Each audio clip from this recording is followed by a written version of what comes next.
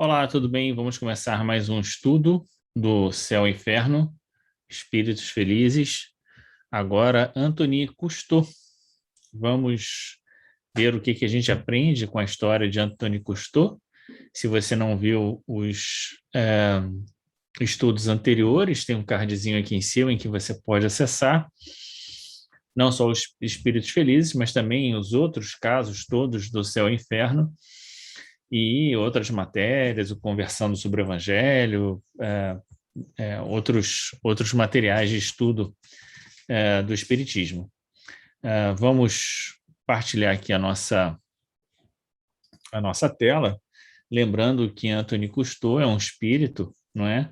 E nós desde já agradecemos a ele por esse relato que ele nos traz, desejando que Deus o abençoe na sua trajetória de vida, onde quer que ele esteja, que ele seja abençoado, que ele consiga continuar vencendo, né, evoluindo, e que ele nos abençoe também, que Deus nos abençoe, que ele olhe por nós, pense por nós em algum momento, para que a gente também consiga vencer, que Deus te abençoe também na sua casa, na sua vida, nesse momento agora que nós paramos um pouquinho para fazer essa leitura do caso de Anthony Cousteau. Vamos então ver, não é um caso muito extenso, vamos ver então o que a gente pode aprender com o relato desse espírito Anthony Cousteau para nós. Membro da Sociedade Espírita de Paris, sepultado em 12 de setembro de 1863, no cemitério de Montmartre, em vala comum.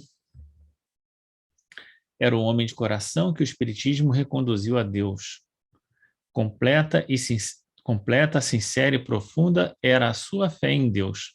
Simples calceteiro, vamos ver o que é calceteiro? Aquele que trabalha no empedramento de estradas e ruas. Olha só, ele era então um homem bem simples, né? Trabalhava, era um calceteiro, fazia calçamento, né? Pelo visto. Praticava caridade por pensamentos, palavras e obras consoante os fracos recursos de que dispunha e encontrando os meios, ainda assim, de socorrer os que possuíam menos do que ele. Olha só, então ele era uma pessoa muito pobre. A gente viu a Condessa Paula, né, que era uma pessoa muito rica. Agora a gente está vendo aqui um caso de uma pessoa muito pobre e que não deixava de ajudar os outros e fazia caridade por pensamentos, palavras, de todas as maneiras que ele tinha, né? Se a sociedade não lhe adquiriu uma sepultura particular, foi porque lhe pareceu dever, antes, empregar mais utilmente o dinheiro em benefício dos vivos do que em vãs satisfações do amor próprio, além de que nós, os espíritos, sabemos melhor que ninguém que a vala comum é, tanto quanto os mais suntuosos mausoléus, uma porta para o céu. Não importa, né? A gente já sabe que não importa estar enterrado numa vala comum ou no mausoléu, o destino da alma não tem nenhuma relação com o destino do corpo morto, né? O senhor Canu, secretário da sociedade e profundo materialista de outros tempos, pronunciou sobre a campa a seguinte alocução. Então, na hora que ele morreu, né, o Anthony Cousteau, esse senhor Canu, né, proferiu então um discurso durante o sepultamento, né, dizendo: caro irmão Cousteau, faz alguns anos, muitos dentre nós, e eu em primeiro lugar, não viríamos ante este túmulo aberto, que representaria apenas o fim das misérias humanas. E depois o nada, o pavoroso nada, isso é, onde não existia nem alma para merecer ou expiar, e, consequentemente, nem Deus para recompensar, castigar ou perdoar. Hoje, graças à nossa santa doutrina, divisamos aqui o termo das provações, e para vós, querido irmão, cujos despojos baixam a terra, o triunfo dos labores e o início das recompensas a que fizeram jus a vossa coragem, resignação, caridade, as vossas virtudes e, acima de tudo isso, a glorificação de um Deus sábio, onipotente, justo e bom. Sede, pois, caro irmão, portador das graças que rendemos ao Eterno, por ter permitido dissiparem-se as trevas do erro e da incredulidade que nos assoberbavam. Não há muito tempo, e nessas mesmas circunstâncias, com a fronte abatida e o coração lacerado em desânimo, nós vos diríamos: amigo, adeus para sempre. Mas hoje vos dizemos de fronte erguida, radiante de esperanças e com o coração repleto de amor e de coragem: caro irmão, até breve, orai por nós. Então, essas palavras foram as palavras do senhor Canu, né, que era um membro secretário aqui da Sociedade Espírita de Paris, e que, na verdade, faz aqui um tipo de meia-culpa, né, porque ele,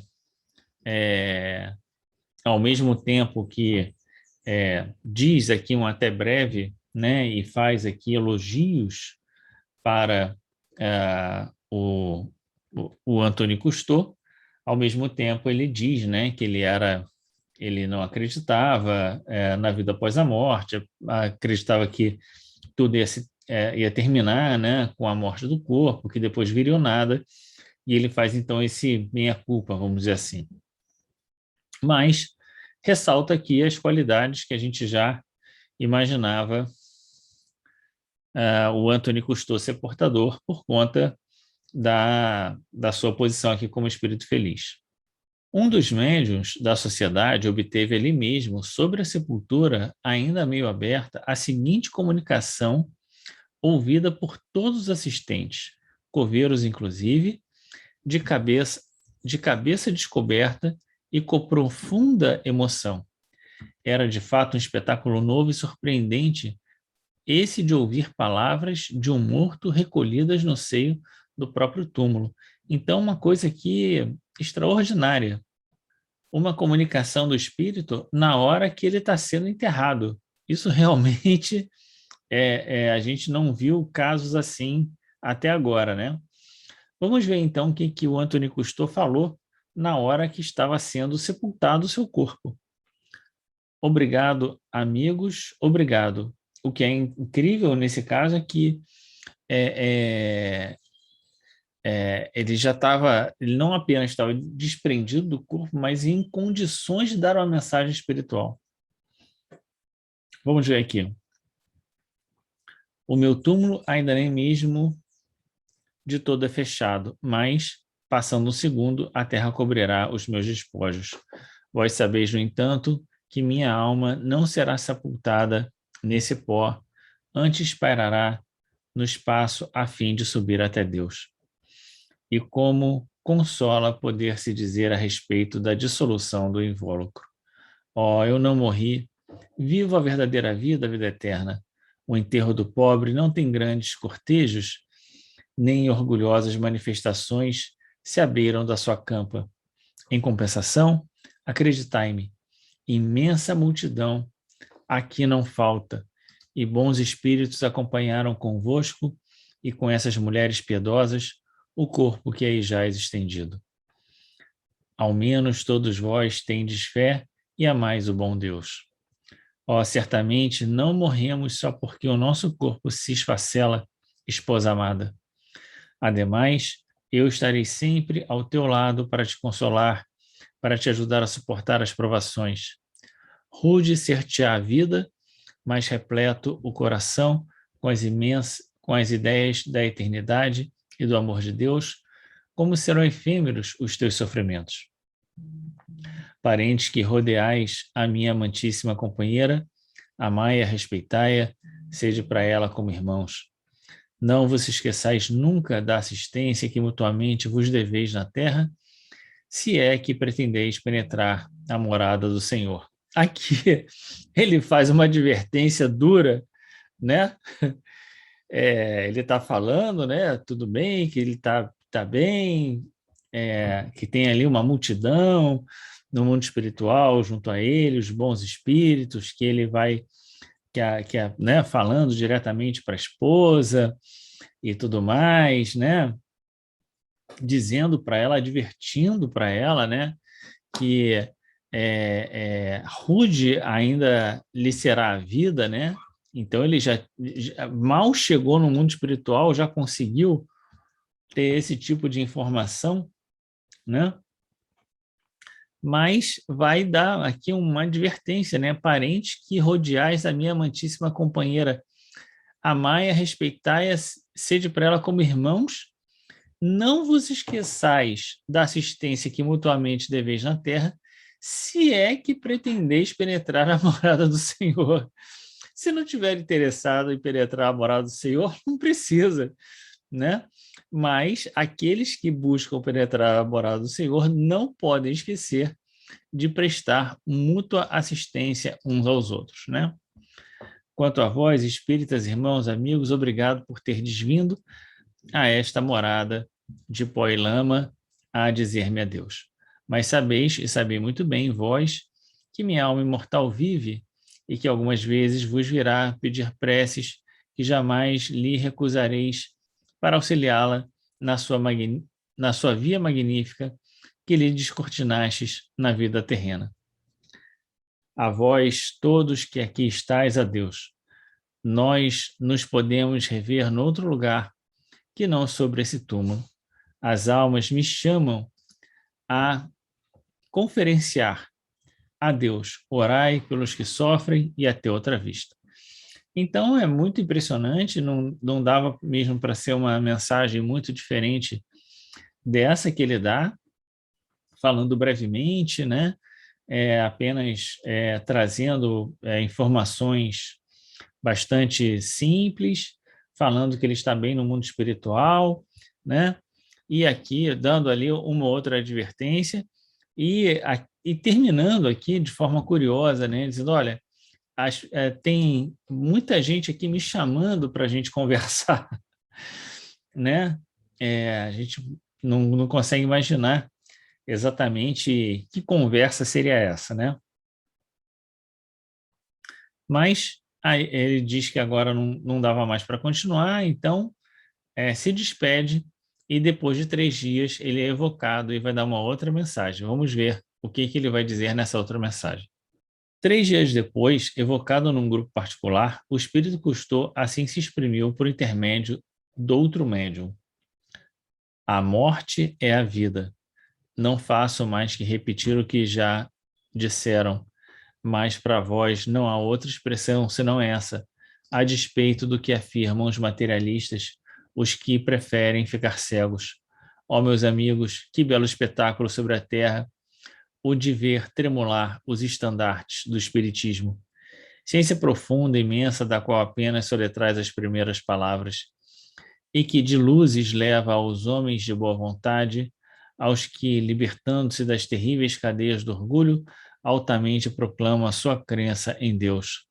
Homens, orai, rendei graças por tantos benefícios. Pobre humanidade, se te fora dado compreender, mas não, que o tempo não é chegado ainda, no qual a misericórdia do Senhor deve estender-se por todos, por sobre todos os homens, a fim de lhe reconhecerem as vontades e a elas se submeterem. Por teus raios luminosos, ciência bendita, é que eles lá chegarão e compreenderão.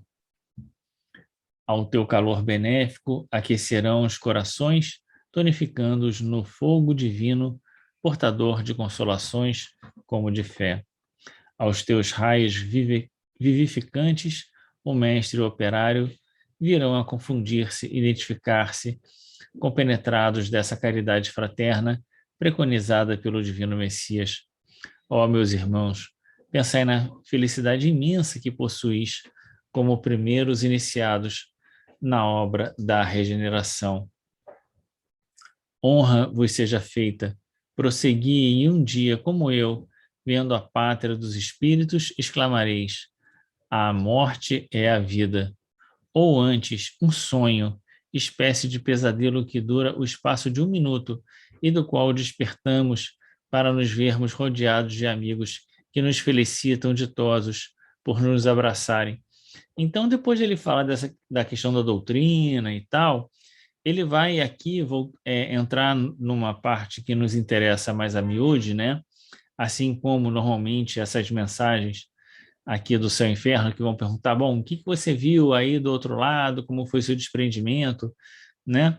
Ele vai dar uma indicação de como ele percebeu a sua existência e o seu retorno para o mundo espiritual, quando ele diz que a morte é a vida, quer dizer que ele agora, de fato, ele se sente vivo e não quando encarnado, né? Fazendo uma comparação, ou antes um sonho, espécie de pesadelo que dura apenas 1 minuto. É como se a nossa encarnação fosse não só um sonho, mas um sonho difícil, como um pesadelo, um sonho difícil, pegado, ruim, né?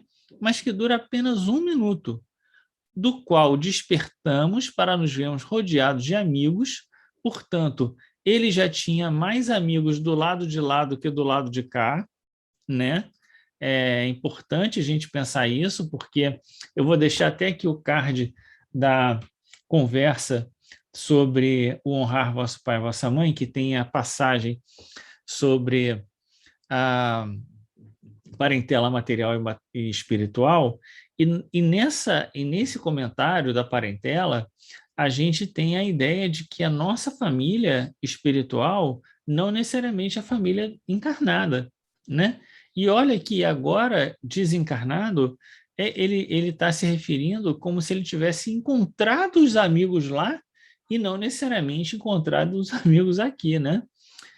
Que nos felicitam ditosos por nos abraçarem. É claro que parte desses amigos podem ser os encarnados que já tinham desencarnado antes dele, né? Mas provavelmente também alguns que permaneceram no mundo espiritual.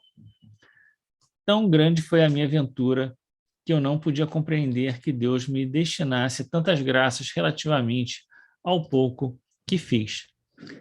Parecia-me sonhar, e como outrora me acontecia sonhar que estava morto, fui por instantes obrigado ao temor de voltar ao desgraçado corpo.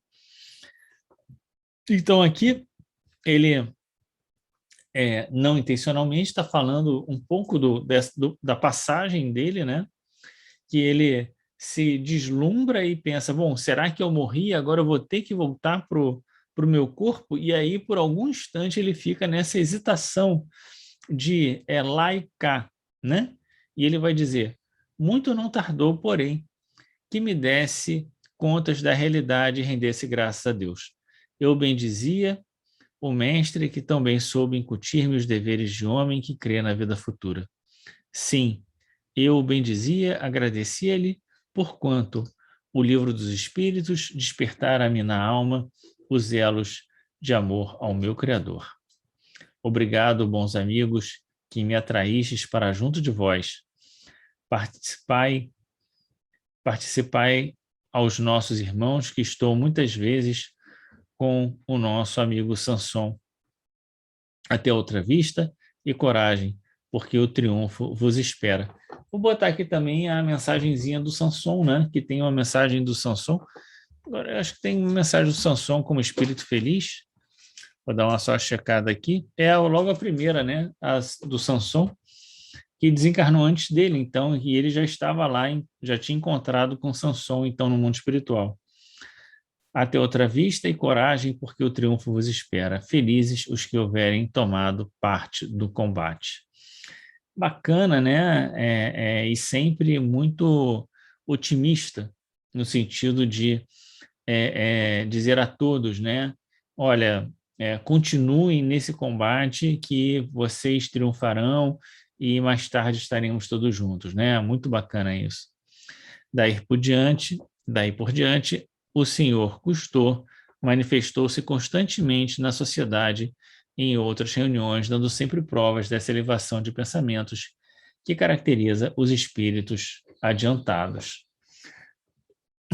Muito bacana, então, essa